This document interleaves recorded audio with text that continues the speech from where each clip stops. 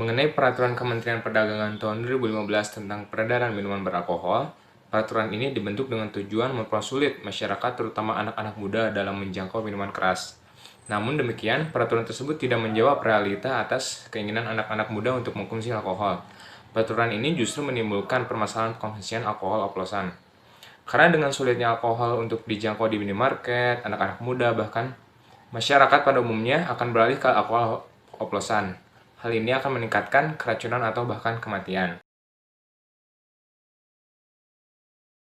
Selamat malam, perkenalkan nama saya Muhammad Fikri Fadila dengan NPM 6052001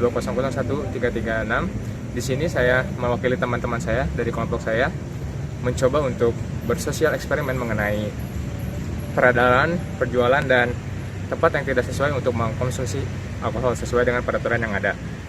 Tujuan kami di sini adalah untuk melihat keefektivitasan hukum dari peraturan tersebut.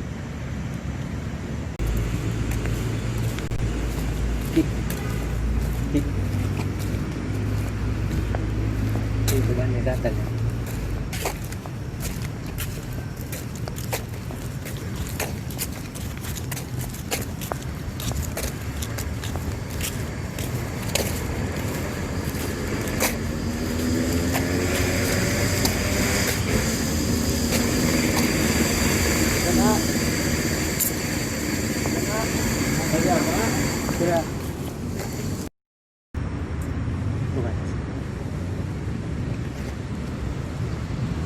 Sebenarnya mah itunya abisnya aya pariwaksa kan aya pertanyaan gitu ya buat ada sebenarnya.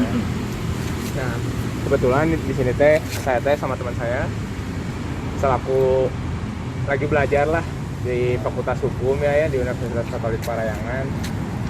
Jadi sebenarnya tapi ya mah nggak ada unsur untuk melaporkan ke siapa-siapa gitu ya. Ini mah cuman inilah lebih jatuhnya sosial eksperimen aja gitu buat tugas, dan dosen pun nggak akan macam-macam gitu, maksudnya macam-macam di sini nggak akan melaporkan kemana-mana aja, cuma untuk tahu gitu loh bahwa kesadaran peraturan ini teh masyarakatnya sadar atau enggak gitu lah.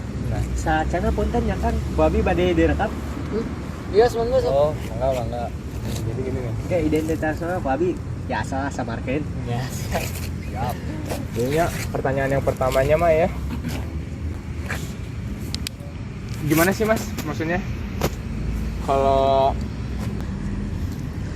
jadi sebenarnya mas teh kan lagi ada nuju minum-minum kan di nyanyi. Nah, sebenarnya tahu nggak sih mas ada peraturan yang nunjukin bahwa minum itu mengonsumsi minuman alkohol seperti ini teh ada tempatnya gitu?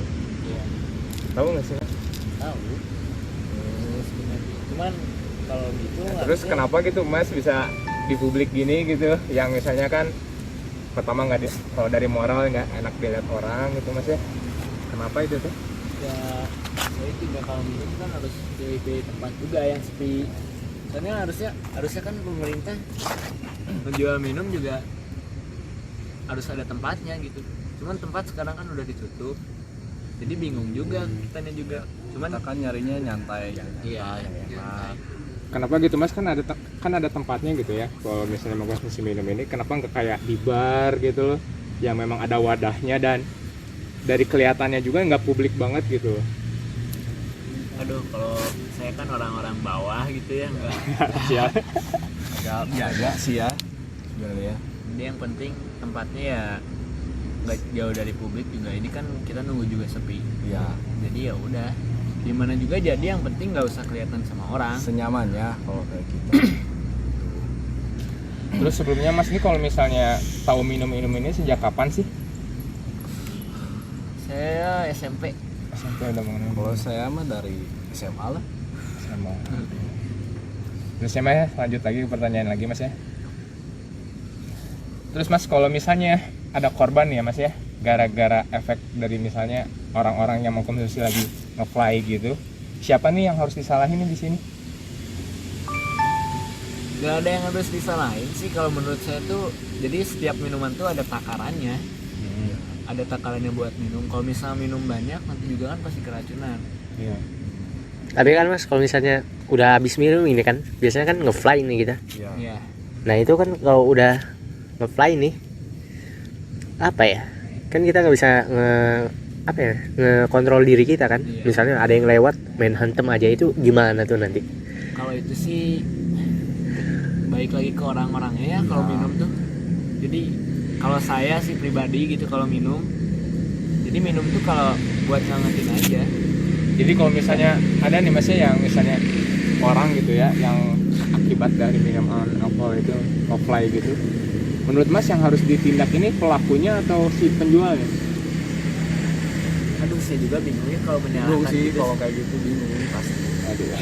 Kadang kan bisa disalahin juga pelakunya gitu, kadang penjualnya juga udah koplos duluan gitu kan nggak tahu sebenarnya. Tapi so far Mas kalau misalnya ngelakuin kayak mengkonsumsi alkohol ini biasanya di tempat-tempat publik ini. Enggak sih kalau saya ini gara-gara ya udah gimana ya, mungkin kan sekarang PSBB ya. Jadi kemana-mana udah ditutup. Ribet gitu ya, Nya. Ribet lah Mas pokoknya. ya. Cari Iya, aja yang sih. sepi, nyantai kan gitu. Gimana tuh? Ya. Atur nuhun nanya. Aduh, enggak. Makasih Mas. Aduh. Atur dulu Mas. Sesuai dengan sosial eksperimen yang kami lakukan pada saat itu, kami dapat simpulkan bahwa melihat dari masyarakat mengenai keefektivitasan hukum tentang peraturan tersebut, kami katakan masih belum efektif karena masih banyak masyarakat yang mencoba menjual minuman beralkohol tanpa adanya izin dari pihak yang berwenang. Dan pihak masyarakatnya pun masih acuh tak acuh mengenai peraturan tersebut.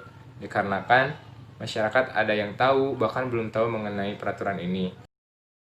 Yang menyebabkan para pengkonsumsi masih mengkonsumsi minuman beralkohol tidak pada wadah yang ada.